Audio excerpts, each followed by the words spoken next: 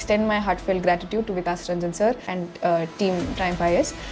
My association with Vikas Ranjan sir has been quite long. I had been a student of the foundation course as well as the test series. I did my foundation course from Triumph IAS, the test series also. Vikas sir से अपने optional के लिए mentorship ली थी. I have been a student of sociology test series at Triumph IAS, and Vikas Ranjan sir, he personally guided and mentored me.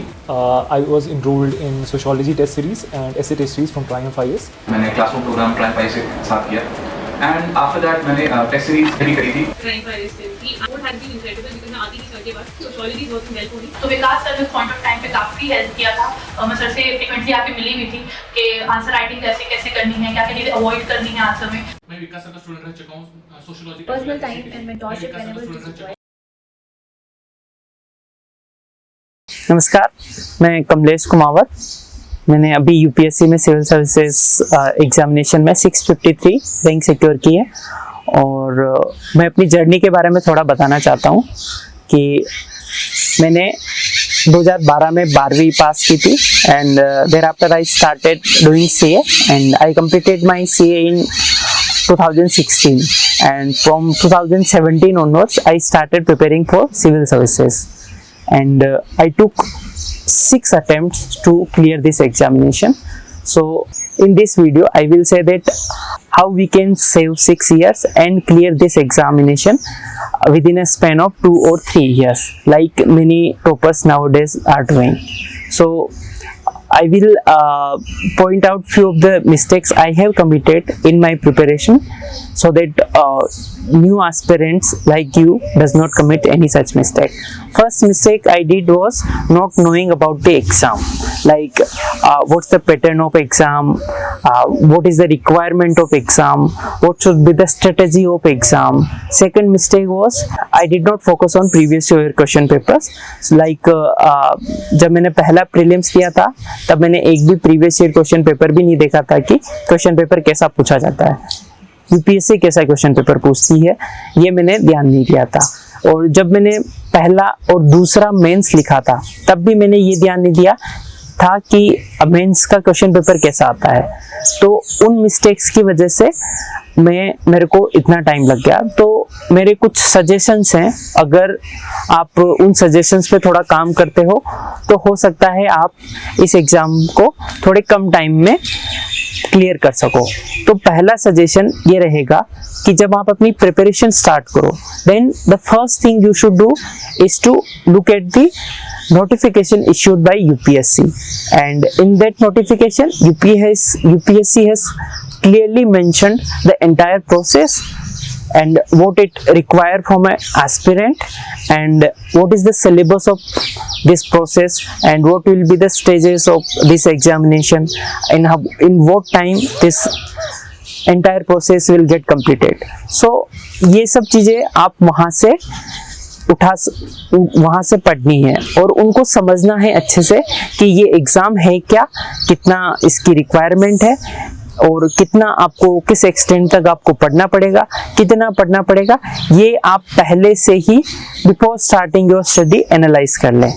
उसके बाद आप एक proper strategy बनाएं कि आपको कितने टाइमलाइन में क्या क्या चीज़ें कंप्लीट करनी है. जैसे अगर आप पहले 3 महीने या 2 महीने की स्ट्रेटेजी बनाते हो तो उसमें एक बेसिक स्टडी जैसे एनसीईआरटी वगैरह कंप्लीट कर ली, वो सब एक प्रॉपर स्ट्रेटेजी के साथ चलना है कि पहले एनसीईआरटी कंप्लीट कर ली, फिर आप स्टैंडर्ड बुक पे आए और उन स्टैंडर्ड बुक को अच्छे से एक गिवन टाइम फ्रेम में पढ़ लिया और फिर आप नोट्स मेकिंग में आ गए.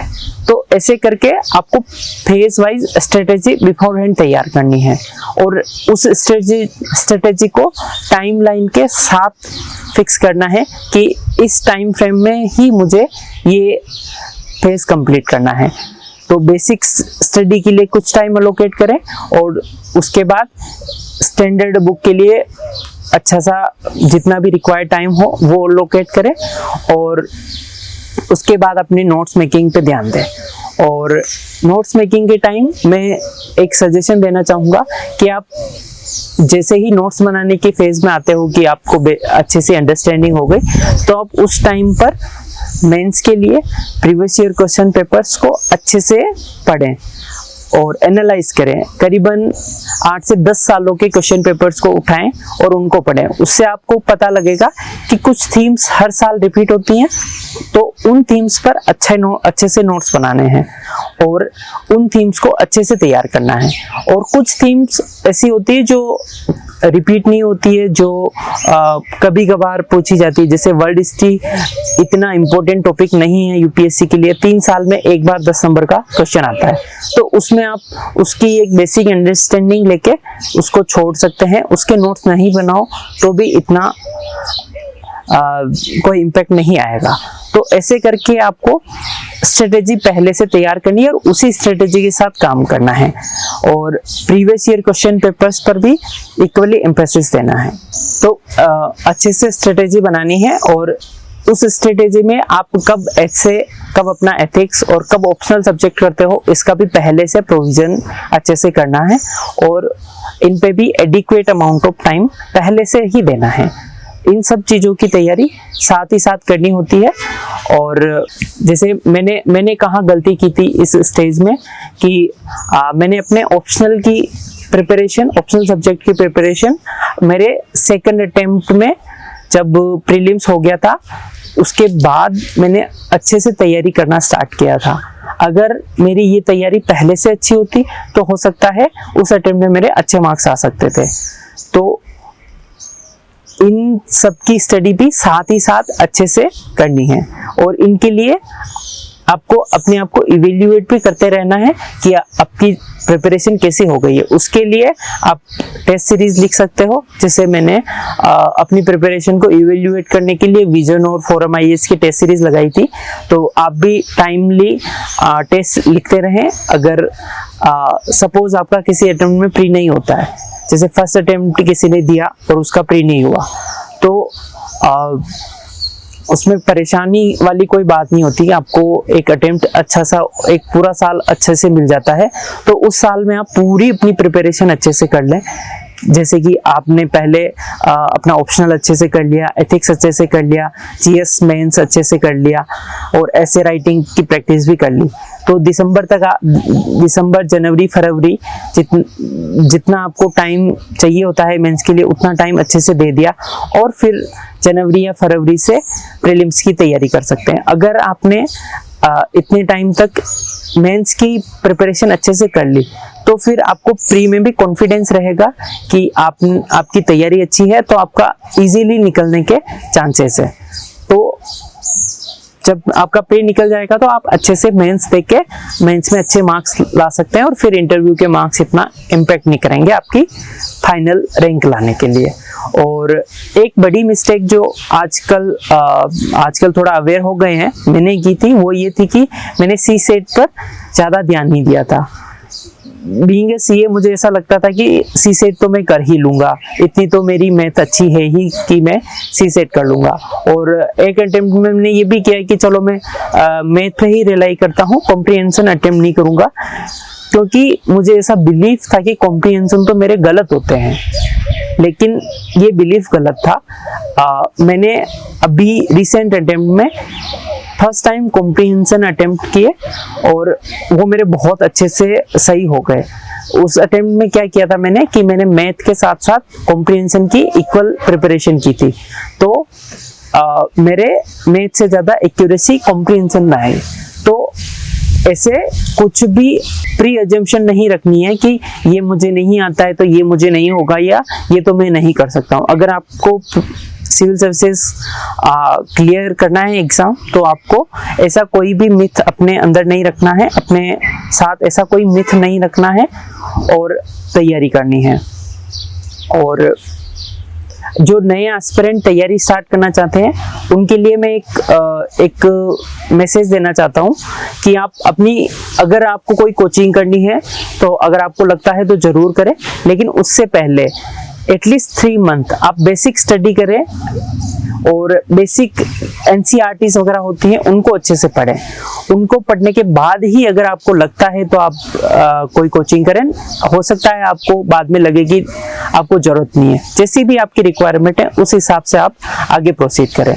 मेरा एक और मैसेज रहेगा मेरे फेलो एस्पिरेंट से कि आपको इस एग्जाम में हार्ड वर्क तो करना ही है, लेकिन हार्ड वर्क भी स्मार्ट तरीके से करना है। जैसे कि आपको मेहनत स्मार्टली करनी है। कैसे करोगे? जैसे कि आपको किसी टॉपिक पे नोट्स बनाने हैं तो आप क्या कर सकते हो, किसी भी टॉपर्स के नोट्स उठा सकते हो और उन नोट्स को या तो उन्हीं से पढ़ सकते हो या उन नोट्स के बेसिस पे अपने नोट्स तैयार कर सकते हो। इस तरीके से आपको एक गाइडलाइन भी मिल जाएगी और आपको एक रेडीमेड मटेरियल भी मिल जाएगा। तो ऐसे करके आप अपना टाइम सेव कर सकते हो। और वैल्यू एडिशन के लिए मेंस में वैल्यू एडिशन बहुत ज़रूरी है, तो उसके लिए आप टाइमली टॉपर्स की आंसर कॉपीज भी देखो, उससे आपको बहुत सारी हेल्प मिलेगी। और जो भी वैल्यू एडिशन वाले मटेरियल है उनको अलग से एक नोटबुक बना के उसमें लिख लो और उसको बार बार रिवाइज करो ताकि आप वैल्यू एडिशन अच्छे से कर सको।